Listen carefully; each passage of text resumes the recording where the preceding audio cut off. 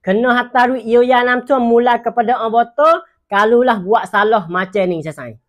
Assalamualaikum sasai. Jadi hari ni sasai kita ada jumpa satu post daripada orang botol Klong Mai.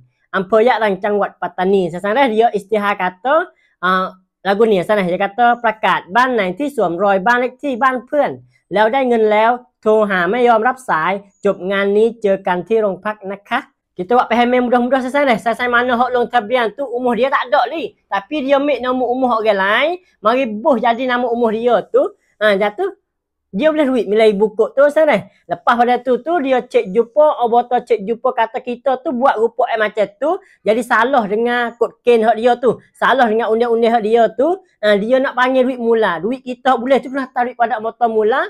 Kalau kita tak daftar, akan jumpalah di balai polis ataupun rompak. Dia nak cari kuam lah, kita buat kacak mudah-mudah tu sasai.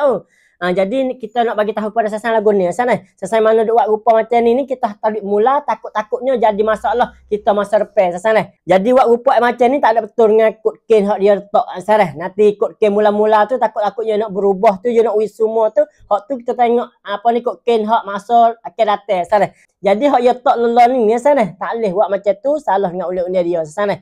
Sekadar ni sasai kita nak sapa. Wassalamualaikum warahmatullahi wabarakatuh.